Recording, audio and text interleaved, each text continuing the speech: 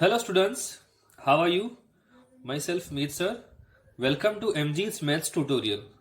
તો સ્ટુડન્ટ્સ આજે આપણે એનસીઆરટી ચેપ્ટર નંબર 7 સંકલન જોવા જઈએ છીએ.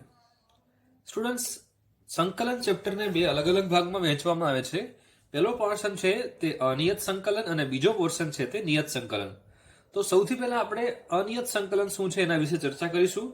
એના કેટલા પ્રકાર છે એ જોઈશું અને કેટલી પ્રકારના તમને પ્રશ્ન પૂછાઈ શકે એના વિશે ચર્ચા કરશું. એ કમ્પ્લીટ થઈ ગયા બાદ આપણે સેકન્ડ પોર્શન નિયત સંકલન વિશે માહિતી મેળવશું. સ્ટુડન્ટ્સ આ ચેપ્ટર લાંબુ છે. આ ચેપ્ટર આધારિત આમના પછીનું ચેપ્ટર છે સંકલનના ઉપયોગો. માટે સ્ટુડન્ટ્સ આમના ફંડામેન્ટલ કન્સેપ્ટ્સ બધા ક્લિયર હોવા જરૂરી છે. તો ચાલો શરૂઆત કરીએ અનિયત સંકલન, જેને આપણે પૂર્વક અથવા પ્રતિવિકલિત આવા નામથી પણ ઓળખીએ છીએ. તમે જોઈ શકો છો સ્ટુડન્ટ્સ, અહીંયા વ્યાખ્યામાં પણ મેં લખેલું છે પૂર્વક અથવા પ્રતિવિકલિત. સ્ટુડન્ટ્સ તમને એમ થતું હશે કે સંકલન અનિયત સંકલન ને પૂર્વક અથવા પ્રતિવિકલિત આવા નામથી પણ ઓળખવામાં આવે.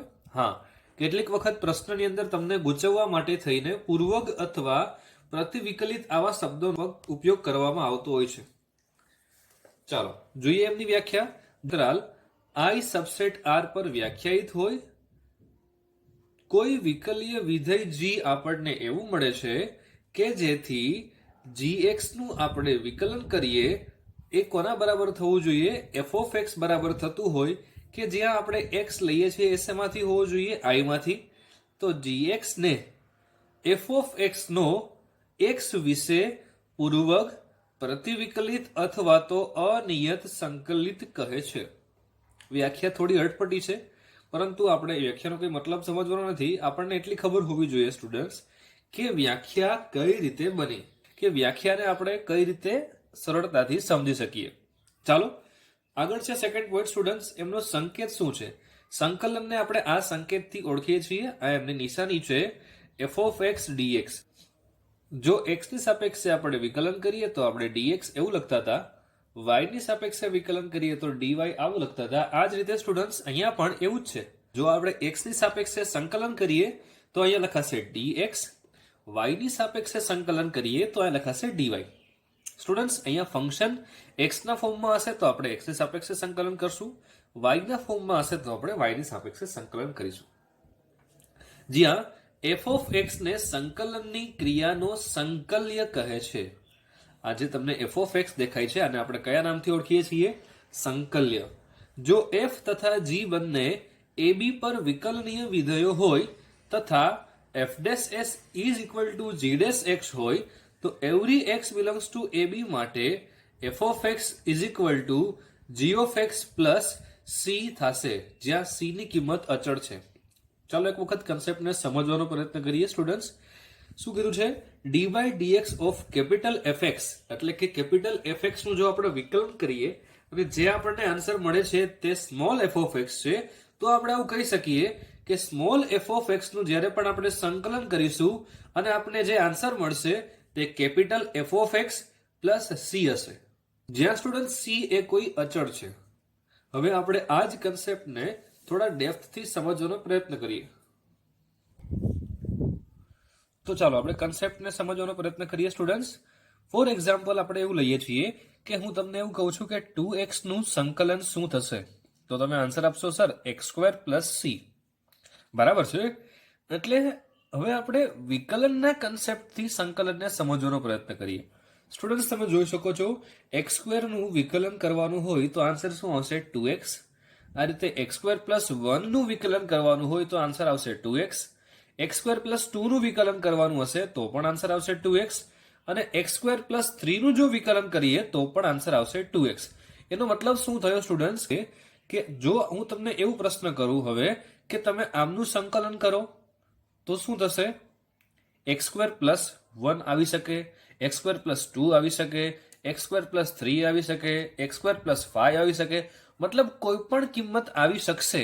તો આ કિંમત કઈ હશે? આ કિંમત હશે કોઈ પણ અચળ. તો આપણે આવું ફરજિયાત લખવું પડશે કે x² + c ક્યારે આવશે આન્સર? કે જ્યારે આપણે 2x નું સંકલન કરતા હશું x સાપેક્ષે ત્યારે. આપણે જોઈ શકીએ છીએ સ્ટુડન્ટ્સ, સપોઝ હું એવું કરું છું કે આમનો ગ્રાફ ડ્રો કરવાનો પ્રયત્ન કરું છું. તમે જોઈ શકો છો આ ગ્રાફ છે જે x² નો ગ્રાફ છે. પછી આમનો ગ્રાફ દોરવાનો પ્રયત્ન કરું છું તો શું થશે, x² + 1 નો ગ્રાફ અહીંથી 1 યુનિટ ઉપર ખસશે. આ રીતે x² + 2 નો ગ્રાફ ડ્રો કરવાનો પ્રયત્ન કરું તો એ પણ અહીંથી 1 યુનિટ ઉપર આવશે. આ રીતે x² + 3 નો ગ્રાફ ડ્રો કરીશ તો એ પણ x² + 2 ના ગ્રાફથી 1 એકમ ઉપર આવશે. તો તમે જોઈ શકો છો સ્ટુડન્ટ્સ, x અક્ષ પર કોઈ હું બિંદુ x0 એવું લઉં છું કે જ્યાં આગળ મને આ તમામ વક્રોના સ્પર્શકો, તમે જોઈ શકો છો આ તમામ વક્રના સ્પર્શકો આ x0 બિંદુ પાસે એકબીજાને સમાંતર હતા. એટલે આપણે એવું કહી શકીએ કે આમનું સંકલ્ય શું છે, ઘણા બધા વક્રોની સંહતિ છે એવું આપણે કહી શકીએ. મતલબ કે આ x0 બિંદુ પાસે આ વક્રનો સ્પર્શક, આ વક્રનો સ્પર્શક, આ વક્રનો સ્પર્શક અને આ વક્રનો સ્પર્શક, આ બધા જ વક્રોના સ્પર્શકો એકબીજાને સમાંતર મળ્યા. એટલે આપણે એવું કહી શકીએ સ્ટુડન્ટ્સ કે જ્યારે પણ 2x નું આપણે સંકલન કરીશું અને જે કોઈ પણ આન્સર મળશે એ x² + c પ્રકારનો હશે. c ની કિંમત આપણે કંઈ પણ લઈ શકીએ છીએ. જો આપણે અલગ અલગ કિંમત લઈએ તો આપણને આન્સર્સ કંઈક આવા મળે છે. આ બધા જ તમારા આન્સર્સ છે. એટલે આપણે એવું કહી શકીએ કે આ એક નહીં પરંતુ ઘણા બધા વક્રોની સંહતિ થશે, જ્યાં તમે c = 0 પણ લઈ શકો, -1 પણ લઈ શકો, 2 પણ લઈ શકો અને કંઈ બી લઈ શકાય. બરાબર સ્ટુડન્ટ્સ? હવે જોઈએ આપણે કેટલાક ગુણધર્મ છે તે. જો f એ અંતરાલ ab પર પ્રતિવિકલનીય હોય તો, પ્રતિવિકલનીયનો મતલબ સ્ટુડન્ટ્સ શું થયું, એમનું સંકલન થઈ શકતું હોય તો ફર્સ્ટ પોઈન્ટ છે f + g પણ પ્રતિવિકલનીય છે. અને આને આપણે આ રીતે લખી શકીએ કે f(x + g) આ બંનેનો સરવાળો અને એમનું આપણે જો સંકલન કરીએ તો આ સંકલનને આપણે આ રીતે અલગ અલગ દર્શાવી શકીએ છીએ. એટલે કે f(x dx) એમનું સંકલન પ્લસ g(x dx) એમનું સંકલન. આ રીતે જો f - g પણ પ્રતિવિકલનીય છે અને તો આપણે આ રીતે લખી શકીએ સ્ટુડન્ટ્સ કે સંકલનની અંદર f(x - g) dx બરાબર f(x dx) એમનું સંકલન માઇનસ g(x dx) એમનું સંકલન. આ રીતે k × f પણ પ્રતિવિકલનીય છે અને k × f(x ds), તો k તો અચળ પદ હોવાથી k ને આપણે આ સંકલનની અંદર નહીં પરંતુ સંકલનની બહાર લાવી અને લખી શકીએ છીએ. એટલે લખાશે k × f(x dx) અને એમનું સંકલન, જ્યાં k બિલોંગ્સ ટુ શેમાં હોવો જોઈએ, વાસ્તવિક સંખ્યામાંથી હોવો જોઈએ. તો સ્ટુડન્ટ્સ આપણે જોઈએ છીએ કે સંકલન અને વિકલન વચ્ચે શું તફાવત છે તે. અને આપણે એ વાત પણ નોંધી સ્ટુડન્ટ્સ કે વિકલન કરતા, કોઈ પણ વિધેયનું વિકલન કરતા જે કંઈ પણ મને આન્સર મળે છે એ આન્સરનું જો આપણે સંકલન કરીએ તો તમારો જે કંઈ પણ વિકલનનો પ્રશ્ન હતો એ બની જશે. એટલે આપણે કહી શકીએ સ્ટુડન્ટ્સ, અનિયત સંકલનની વાત કરતા હશું ત્યારે આપણે +c લેવો ફરજિયાત રહેશે.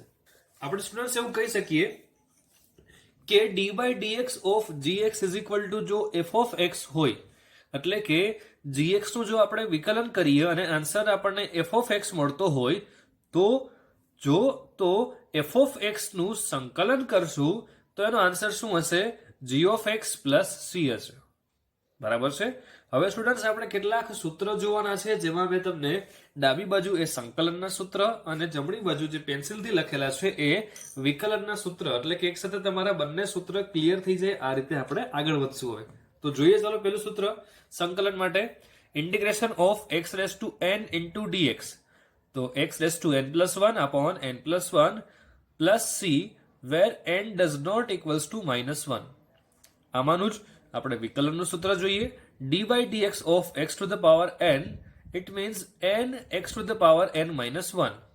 આ જ રીતે second formula, integration of 1/x dx = log modulus x + c where x does not equals to 0. આ રીતે જો આપણે log x નું વિકલન કરીએ d/dx of log x તો આન્સર આવે છે 1/x. Third formula, integration of e⁻x dx = e⁻x + c. જો આપણે આ રીતે e⁻x નું વિકલન કરીએ તો પણ આન્સર આવશે e⁻x. Next formula students, integration of a⁻x dx is equal two a raise to x upon log a to the base e plus c. આના બરાબર a raise to x upon ln a આવું પણ લખાય. મતલબ જ્યારે પણ તમને students log અને ઈ નો આધાર આપેલો હોય તો એને આપણે શોર્ટ ફોર્મમાં ln આવું લખી શકીએ છીએ. ઘણી વખત પ્રશ્નોની અંદર તમને ln આપેલું હશે, એનો મતલબ શું થશે કે લોગ અને એમનો આધાર કેટલો છે ઈ નો. D by dx of a raise to x નું વિકલન શું થશે? a raise to x into log a. આ રીતે ફિફ્થ નંબરનું સૂત્ર જોઈએ. Integration of sin x dx is equal to minus cos x plus c. D by dx of sin x is equal to cos x. Six number જોઈએ. Integration of cos x dx is equal to sin x plus c and d by dx of cos x is equal to minus sin x. Seventh number જોઈએ students. Integration of sec square x dx is equal to tan x plus c and differentiation of tan x is equal to sec square x. Eighth number જોઈએ. Integration of cosec square x dot dx is equal to minus cot x plus c and differentiation of cot x is equal to minus of cos square x. Next formula is integration of sec x into tan x dot dx is equal to sec x plus c and differentiation of sec x is equal to sec x into tan x. 10th number. Integration of cosec x into cot x dot dx is equal to minus of cosec x plus c and differentiation of cosec x is equal to minus of cosec x into cot x. હવે students 11, 12 અને 13 નંબરના જે સૂત્ર છે જેમાં મેં તમને એક સૂત્રની અંદર બંને સમજાવી દીધેલું છે. મતલબ students integration of dx upon under root 1 minus x square હોય તો આનો આન્સર શું આવે છે? Sign inverse x plus c. અને જો અહીંયા આગળ માઇનસ લખી દે તો તમને ખબર છે કે આ સૂત્ર બની જાય છે કોસ ઇનવર્સ x નું. ચાલો હું તમને વિકલનના સૂત્રથી સમજાવવાનો પ્રયત્ન કરું. જો સ્ટુડન્ટ્સ તમને આવું આપેલું હોય d by dx of sine inverse x તો તમે સૂત્ર લખો છો 1 upon under root 1 minus x square. જો તમને d by dx of cos inverse x આવું પૂછવામાં આવે તો તમે લખો છો -1 upon under root 1 minus x square. તો અહીંયા સ્ટુડન્ટ્સ મેં એ જ વસ્તુ લખેલી છે કે અહીંયા dx upon under root 1 minus x square નો answer sine inverse x plus c થાય અને અહીંયા માઇનસ છે એની બદલે આપણે અહીંયા માઇનસ લગાવી દઈએ તો થશે minus cos inverse x plus c. આ રીતે 12 નંબરનું સૂત્ર જોઈએ students. Integration of dx upon 1 plus x square is equal to tan inverse x plus c is equal to minus of cot inverse x plus c. આ સૂત્ર પણ વિકલનના સૂત્રની મદદથી જ આવેલું છે. મતલબ d by dx of tan inverse x is equal to એવું થશે 1 upon 1 plus x square and d by dx of cot inverse x is equal to minus 1 upon 1 plus x square. તો અહીંયા આપણે માઇનસ કોટ inverse x લઈ લીધા. હવે 13 નંબરનું સૂત્ર જોઈએ. Integration of dx upon x into under route x square minus 1 is equal to sec inverse x plus c is equal to minus of cosec inverse x plus c. આ પણ સૂત્ર વિકલનના સૂત્રની મદદથી જ આવેલું છે. તમે જાણો છો students d by dx of sec inverse x નું સૂત્ર આપણને ખબર છે plus 1 upon under route x into under route x square minus 1 આવું થાય છે અને d by dx of cosec inverse x નું સૂત્ર minus 1 upon x into under route x square minus 1 થાય છે.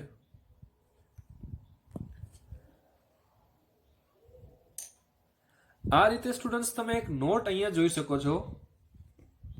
જે સમજાવવામાં આવેલું છે એ વેરી મોસ્ટ ઇમ્પોર્ટન્ટ છે.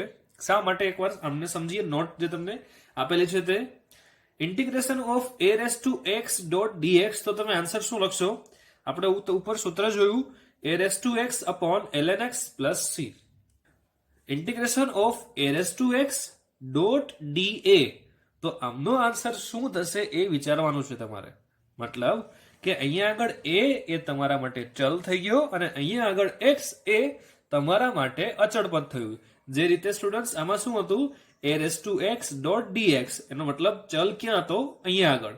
તો અહીંયા શું થશે સ્ટુડન્ટ્સ ડી એ અહીંયા આપેલા હોવાથી આપણે આ જે એ છે એને આપણે ચલ તરીકે લઈએ અને આ એક્સ છે એને આપણે કોઈ પણ ઘાત એટલે કે અચળ પદ તરીકે લેવું પડશે. તો આનો આન્સર શું થશે? a raised to x plus 1 upon x plus 1. આપણે ખબર છે સ્ટુડન્ટ્સ કે એક સૂત્રનો આપણે ઉપયોગ કરીએ છીએ integration of x raised to n dot dx. તો એ જ રીતે આ કામ કરશે. તો આનો આન્સર શું આવે છે? x raised to n plus 1 છેદમાં n plus 1 પ્લસ c, જે તમે જોઈ શકો છો.